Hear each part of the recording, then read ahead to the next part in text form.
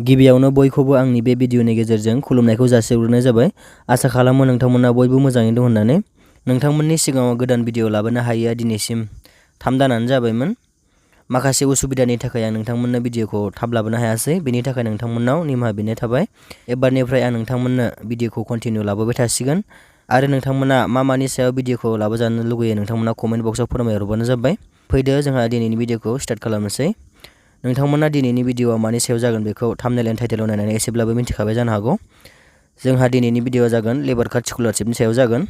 सिगाङाव एप्लाइ खालामनाय एबा थांनाय बोसोराव एप्लाइ खालामनाय बिथांमोना स्कलारशिपनि रांखौ मोननो थांगासिनो दं लोगोफोर। जोंहा बेंकआवहाय आन्डार प्रसेसिं जानानै दङ। जोंहा बेखौ माबोरै चेक खालामो आं नोंथांमोननो बेखौ खोन्थागोन। नोंथांमोना भिडिअखौ जागायनायनिफ्राय जोबजासिम नायलांबाय थाबानो जाबाय। सोर मोनगोन आरो सोर मोननाय नङा, सोरना रिजेक्ट जादों आं नोंथांमोननो बेखौ गासिखौबो खोन्थालांगोन। जोंहा बेसे हाबगोन, माब्ला हाबगोन, सोर मोनगोन आरो सोर मोननाय नङा, आं गासिखौबो नोंथांमोननो खोन्थागोन। जोंहा भिडिअखौ जागायनायनि सिगां स्कलारशिपनि सोमोन्दै आं फंनैसो बुंलांनोसै। जोंहा फरायसा समाव गोबां स्कलारशिप मोननो हायो। बिनिनि गेजेराव जोंहा लेबार कार्डआबो मोनसे। जोंनि बर'फोरनि गेजेराव आथिखालाव गोबां गोरिबफोर दङ, नङा होमबा? गुबुनाव खामानि मावनानै जाग्रा एबा लेबार मावनानै जाग्रा एबा न'खर खुंग्रा।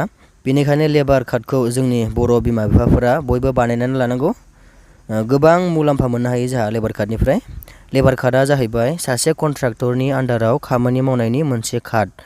बिमा बिफानि लेबार कार्ड थाब्लानो स्टुडेन्टफोरा बयबो स्कलारशिपखौ एप्लाइ खालामनो हायो। दानिया जोंहा स्कलारशिपखौ बेसेबां मोननो हायो, बेसेबां फरायनाया बेसेबां रां मोननो हायो, आं बेखौ खोन्थाग्रोनोसै। जोंहा क्लास 1 निफ्राय क्लास 4 सिम जोंहा 1500 एबा 1500 मोननो हायो दै। जोंहा फरायनाय गासैबो स्टुडेन्टफ्रानो मोननो हायो। जोंहा आरो 5 क्लासनिफ्राय 7 क्लाससिम जोंहा 2750 मोननो हायो। जोंहा 2750 मोननो हायो। आरो क्लास 8 निफ्राय क्लास 10 सिम जोंहा 4000 मोननो हायो, माने 4000 मोननो हायो।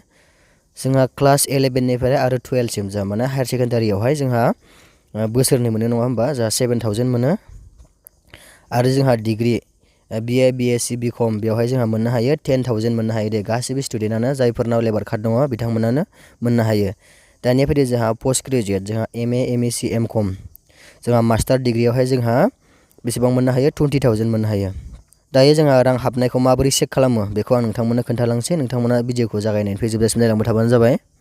जोंहा लेबार कार्डनि स्कलारशिपनि फैसाखौ जोंहा डिस्ट्रिक्ट वाइससो सोयो दै। जोंहा आसामावथ' गोबां डिस्ट्रिक्ट दं नालाय, बेनि गेजेराव जोंहा डिस्ट्रिक्ट वाइस फैसाखौ सोना हरो।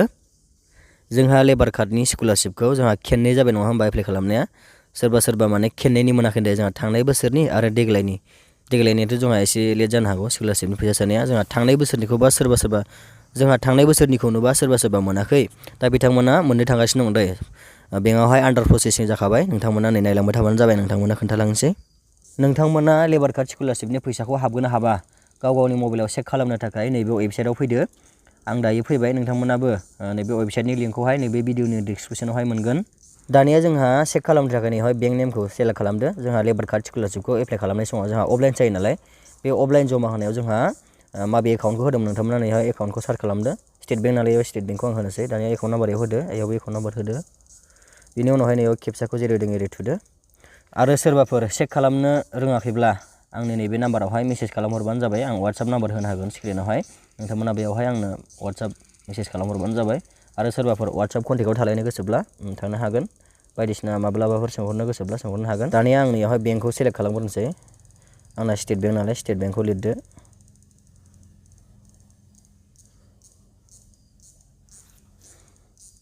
स्टेट बेंक होनानै नैखौ सार्च खालामनानै नैखौ होदो। बेनि उनावहाय आं दायो एकाउन्ट नाम्बारखौ होनोसै। दानिया आङो एकाउन्ट नाम्बारखौ बोखांबाय। दानिया खेबसा क'डखौ बोखांबाय। बिनि उनावहाय नैबे थुबानो जाबाय सेन्ड OTP अन रेजिस्टार मबाइल नाम्बार। जोंहा बेंकनि रेजिस्टार मबाइल नाम्बारावहाय OTP थांगोन।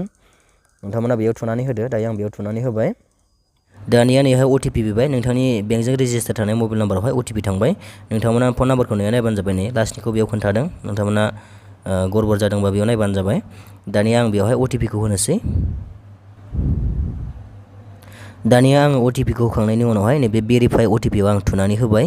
बेयाव थुनानै होनाय लोगो लोगो नोंथांनि गासैबो डेटाफोरा बेयाव ओंखारफैजोबगोन। दानिया नोंथांमोना बेयाव गाहायाव नायबानो जाबाय। नै नोंथांनि नामफोरा बेयाव ओंखारफैजोब्बाय। दानिया नोंथांमोना बेयाव नायबानो जाबाय। नोंथांनि गासैबो डेटाफोरा बेयाव ओंखारफैजोब्बाय। नोंथांनि एकाउन्ट नाम्बार, नाम गासिबो बेयाव डेटाफोरा नोंथांमोना ओंखारफैजोब्बाय दै। नोंथांमोना गासिखौबो फुल नायनो थाखाय नैयाव गासिबो फुल ओंखारफैया नालाय नोंथांमोना डाउनलड खालामना नायनो थाखाय नैबे डाउनलडआव थुनानै होबानो जाबाय। दायो आङो नैबे डाउनलडआव थुनानै होनानै गासिबो डेटाखौ फुलखौ आं नायजोबनोसै आरोना। नोंथाङा मा स्कलारशिप मोननो हागौ सिगांनि डेटा फुराना डाटाफोरखौबो नुजोबगोन आरोना। दायो आं नैबे डाउनलडआव थुनानै होनोसै। डाउनलडआव थुनाय लोगो लोगो नोंथांमोनाव PDF मोनसे डाउनलड जागोन। नोंथांमोना बेयाव थुनानै गासिबो डेटाखौ नायनो हागोन। डेटाफोरा बेयाव ओंखारफैजोब्बाय, सिगांनि फुराना डिटेल्सफोराबो बेयाव ओंखारफैजोब्बाय। दानिया नोंथांमोना दायो जोंहा लेबार कार्ड स्कलारशिपनिखौ नायनो नागिरदों नालाय नोंथांमोना नैबेयाव फार्स्टआवनो थागोन दे, फार्स्टनिखौ नायग्रोबानो जाबाय। दानिया नैबेयाव नायदो, आं नोंथांमोनखौ खोन्थानोसै। नैहाय नोंथांनि नाम थाबाय, बेंक एकाउन्ट नाम्बार लास्टआ बेयाव थाबाय। जोंहा नैहाय नायदो नै स्किम नेमा मामोन जोंहा आसाम बिल्डिं एन्ड आदार कनस्ट्राक्सन अन वर्कार वेलफेयारनि। जोंहा लेबार कार्डनिया बिदि नालाय नामा बेबायदि ओंखारगोन। दानिया नोंथांमोना पेमेन्ट मेथडखौ नायदो नै एकाउन्ट बेस, जोंहा एकाउन्टजोंसो फैसाखौ सोना हरगोन दे। जोंहा बेवहाय आधार कार्ड लिंक थाथारनांगौ बेंकजों बेबायदि नङा, जोंहा एकाउन्ट नाम्बारजोंसो फैसाखौ सोना हरगोन। दायो जोंहा नैबे PGनिमोन नालाय पस्ट ग्रेजुवेटनिमोन नालाय नैबेयो नै नायदो नोंथांमोना 20,000 मोनगोन आरोना।